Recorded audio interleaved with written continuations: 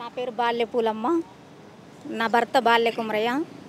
మాది స్టేషన్ కన్పూర్ దగ్గర పామనూరు గ్రామము. నా భర్త డిసెంబర్ 2003 తారీఖు 2009లో చనిపోయింది. నా భర్త డిసెంబర్లో. నా భర్త చనిపోయినప్పటికీ మరి తెలంగాణ కోసం ఎంతగానో పాటలు పాడి తెలంగాణ మీటింగ్లలో పోయి నా భర్త ఎంతగానో మరి తెలంగాణ కోసం చాలా ధర్నాలు చేసి రాస్తారోకోలు చేసి అన్ని మీటింగులలో పోయి నా భర్త మరి ఎంతగానో నా భర్త చాలా కష్టపడ్డాడు తెలంగాణ కోసం. మీటింగ్ అంటే ఆయన ఎంత పనైనా వదిలేసి, నాకు 2 చిన్న పిల్లలు అప్పటికి. నా భర్త మరి ఎంతగానో ప్రతి మీటింగ్లో పోయి ప్రతి ట్రైన్లకు కూడా తిరిగి అడ్డం తిరిగి బస్సులకు తిరిగి ప్రతి ఒక్కటి ర్యాలీ చేసి వాళ్ళు ఎంతగానో గల్లీ తిరిగి మీటింగులు చేసి వాళ్ళు ప్రయాసపడి నా భర్త డిసెంబర్ 2009 23 తారీఖు మరి విషం తీసుకొని నా భర్త తెలంగాణ కోసం చనిపోయిండు. చనిపోయినాక పోలీస్ డిపార్ట్మెంట్ వాళ్ళు వచ్చిండ్రు. మరి ఎఫ్ఐఆర్ తెలంగాణ కోసమే అని అయిపోయింది. మరి అప్పుడు కొండ సురేఖ కూడా వచ్చింది నా దగ్గరికి, కడియం సిరియారి కూడా వచ్చిండు మా దగ్గరికి. వచ్చి వాళ్ళ వంతు సహాయం అందించిండ్రు మరి నా కుటుంబానికి. ఈ సార్ కూడా పృథ్వీరావు సార్ కూడా సారు నాకెవరో కానీ తెలియదు, మరి నా కుటుంబానికి ఎంతో సహాయం చేసిండు. ఆ సార్కి నేను రుణపడి ఉన్నాను. మరి చాలామంది అప్పుడు నా ఇంటికి వచ్చి పరామర్శించి చాలా వాళ్ళు కూడా చాలా మరి వాళ్ళ ఎమ్మెల్యేలు ఎమ్మెల్సీలు ఎంపీలు కూడా చాలా వారు వచ్చిండ్రు. ఎఫ్ఐఆర్ అయింది. మరి ప్రెస్ వాళ్ళు కూడా వచ్చిండ్రు, మీడియా వాళ్ళు కూడా వచ్చి అప్పుడు చాలా వరకు నా భర్తను దానం చేసిండ్రు. అయిపోయినాక నా భర్త ఆశయం కొరకు నా భర్త మరి చనిపోయింది కదా తెలంగాణ కోసం.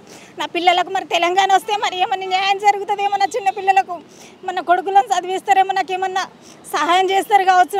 నా భర్త ఆశయం నెరవేరాలని నేను కూడా చాలా మీటింగులలో నేను పోని మీటింగ్ అంటూ లేదని నేను చెప్తాను. వాస్తవం ఇది 100% నిజం చెప్తున్నా. ఇది నమ్మవలసింది. నా పేపర్ కటింగ్స్ కూడా అన్నీ ప్రతి ఒక్కటి నా దగ్గర ఉంది, ఫైల్స్.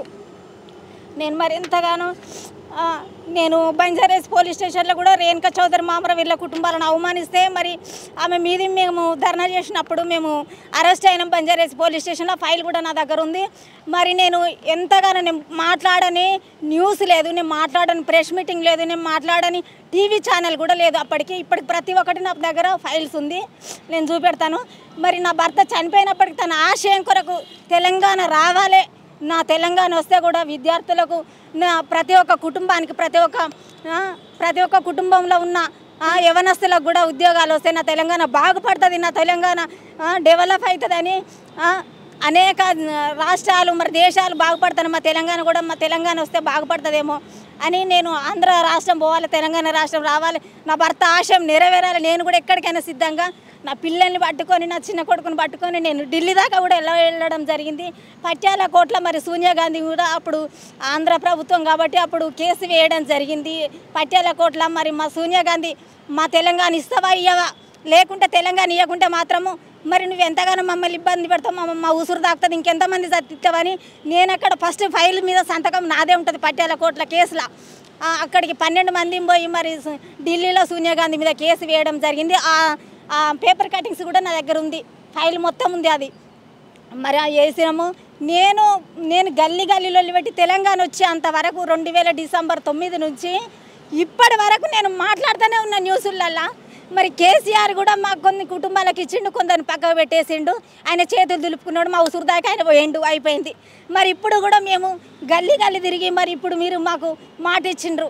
మరి 6 గ్యారెంటీలలో కూడా మీకు 100 రోజులలోనే మీకు న్యాయం చేస్తామమ్మా, మీ కుటుంబాల వాళ్ళని ముందు పెడతా, ప్రతిదానికి మీ కుటుంబాలను నేను ఆదుకుంటాను మీరు మాట ఇచ్చిండ్రు. మిమ్మల్ని మేము నా ఊర్లో నేను 100 ఓట్లు వేయించిన, నేను కాంగ్రెస్ ప్రభుత్వానికి 100 ఓట్లు వేయించిన. అప్పటి నుండి ఇప్పటి వరకు నేను మాట్లాడని ఛానల్ లేదు, నేను మాట్లాడే న్యూస్ లేదు, ప్రెస్ మీటింగ్ లేదు. నేను ఇదే గన్ పార్కు కాడికి నేను 100 సార్లు వచ్చిన కావచ్చు. 2009 నుంచి ఇప్పటి వరకు వస్తూనే ఉన్నా. నా కుటుంబానికి నాకు నా పిల్లలకైతే ఎలాంటి న్యాయం జరగలేదు చెప్తున్నా. రేవంత్ రెడ్డి సార్ మీరు ఒక అధికారంలో ఉన్నారు, నేను చెప్తున్నా. నేను ఈ మీడియా ద్వారా మీకు తెలుపుతున్నాను, దయచేసి ఇప్పుడు మా కుటుంబాలను గుర్తించి నా కుటుంబానికి నా పిల్లలకు రాని కుటుంబాలకు కూడా మా కుటుంబాలందరినీ నువ్వు ముందు పెట్టి మాకు న్యాయం చేయాలని మిమ్మల్ని మాకు ఎక్కువ ఆశలేం లేవు సార్. మరి మేము తిరిగి విసిగిపోయినా, నేను తిరగలేదు. ఇక చాలా వరకు చాలా ఇబ్బంది ఉంది నా పరిస్థితి. ఇప్పటి వరకు కూడా నా తిరుగుడు తప్పలేదు. ఎంతవరకు నేను అసలు పోనీ మీటింగ్ అంటూ లేదు, నేను మాట్లాడే న్యూస్ అంటూ లేదు. ప్రతి కొందరికి ఇచ్చి చేతులు దులుపుకున్నారు కేసీఆర్. ఇప్పటి వరకన్నా మీరు గుర్తించి మాకు మా రాని కుటుంబాల వాళ్ళకి న్యాయం చేయలే. నేను ఇదే స్తూపం కాడికి 100 సార్లు వచ్చిన కావచ్చు, 100 సార్లు మీటింగ్లు జరిగిన న్యూస్ మాట్లాడినా. నేను మాట్లాడను మీటింగ్ అంటూ లేదు, నేను మాట్లాడను పేపర్ అంటూ లేదు, టీవీ అంటూ లేదు సార్. ఇప్పుడు మా కుటుంబాలకు ఆశలు ఏమి లేవు సారు. నువ్వు ఒక ఇల్లు మాకు మీరే ఇస్తా అన్నారు, 25 గజాల జాగా, 225 గజాల జాగా ఇస్తా అన్నారు, పింఛన్ ఇస్తా అన్నారు, మీ నోట మీరే అన్నారు. కుటుంబాల వాళ్ళని నేను ఆదుకుంటాను మీరు మాట ఇచ్చింది సారు. నేను కూడా నా గ్రామంలో 100 ఓట్ల దాకా వేయించిన. నేను ఎంతగానో ఈ కాంగ్రెస్ ప్రభుత్వం వస్తేనన్నా మాకు న్యాయం జరుగుతుందని నేను మీ కాంగ్రెస్ ప్రభుత్వం గురించి కూడా నేను పోరాటం చేసి నేను ఓట్లు వేయించిన సారు. మీరు మా కుటుంబాల వాళ్ళకి నాకు మా అందరికి కూడా మా పిల్లలకు న్యాయం చేయాలి. మా పిల్లలకు చదవంటూ లేక ఇబ్బందిగా నేను కష్టపడి చదివించిన 10-12 వరకు. ఇక నా వల్ల కాక ఇంట్లో ఆర్థికంగా ఇబ్బంది అయినా కొడుకు పని చేస్తాడు ఇక్కడ, ఇదే హైదరాబాద్లో కార్ వాషింగ్ చేస్తున్నాడు. నా పిల్లలకి ఎటువంటి ఆధారం అందలేదు. ఇప్పుడు మీరన్నా సహాయం చేస్తారని, మీరు మరి నాకు కొడుకు ఉద్యోగం ఇస్తారని నేను ఆశిస్తున్నాను సార్. ఈ కొద్ది విన్నపం మీరు చూస్తారని నేను ఆశిస్తున్నాను సార్. మీకు ఒక చిన్న విషయం, ఇప్పటిదాకా కొండా సురేఖ అన్నారు కదా, ఇక పేపర్ కటింగ్స్ ఒకసారి విజువల్ తీసుకోపా. ఇగో కొండా సురేఖ ఇంటికి వచ్చింది, ఇగో పూలమ్మ. ఇప్పుడు ఈమె మంత్రి. వీళ్ళు తెలంగాణ గురించి కొట్లాడిన వాళ్ళు కాదు, వీళ్ళు రాజశేఖర రెడ్డి వెంబడి తిరిగిన వాళ్ళు. అయినా సరే తెలంగాణ ప్రజలు ఇవాళ ఓట్లేసిండ్రు. ప్రజలు ఓట్లేసి నేను ఎమ్మెల్యేలు చేస్తే మంత్రి అయింది. ఇప్పుడు ఇప్పటిదాకా మంత్రి అయిన తర్వాత వరంగల్కి వెళ్ళి గన్పూర్ కాడికి వెళ్ళి బహుశా నేను అనుకుంటా ఆమె కొన్ని 100 సార్లు హైదరాబాద్కి వచ్చిపోయి ఉంటుంది. ఈ కుటుంబం దాటి ఇల్లు దాటి ఒక్కసారన్నా కొండా సురేఖ గారికి కనీసం ఈ పూలమ్మ ఇల్లు నేను చచ్చిపోయినప్పుడు వాళ్ళ ఇంటికాడికి పోయినా కదా అని చెప్పని కనీసం నీకు జ్ఞాపకం కూడా లేదు కదా, మీకు అయితే లేదు, జ్ఞాపకం కూడా లేదు. ఇగో ఇక్కడ చూడండి, ఇగో ఈ బొమ్మ వీళ్ళ ఇంటికి పోయింది, పూలమ్మ ఇంటికి, కొమరయ్య గారి ఇంటికి పూలమ్మ పోయి పరామర్శించింది. ఆ ఫోటోలు మేము దించినాయి కాదు, ఇప్పుడు పత్రికలలో వచ్చిన బాపతియే. సో 100 సార్లలో పోయి నువ్వు ఆడికెళ్ళి పోయినావు. ఒక్కసారి నువ్వు కూర్చున్న కుర్చీ, నీకు వచ్చిన మంత్రి పదవి, తెలంగాణ ప్రజలు, తెలంగాణ ఉద్యమకారులు, తెలంగాణ గురించి బలిదానం చేసుకున్నటువంటి అమరుల వాళ్ళ త్యాగాల పునాదుల మీద మీకు వచ్చినాయని చెప్పి ఒక్కసారైనా నీకు గుర్తుకొస్తలేదా? దా మాత్రం ఇప్పుడు నేను ఏమని చెప్పాలి చెప్పు.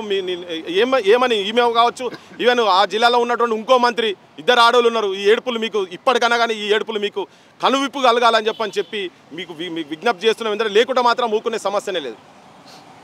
జై తెలంగాణ.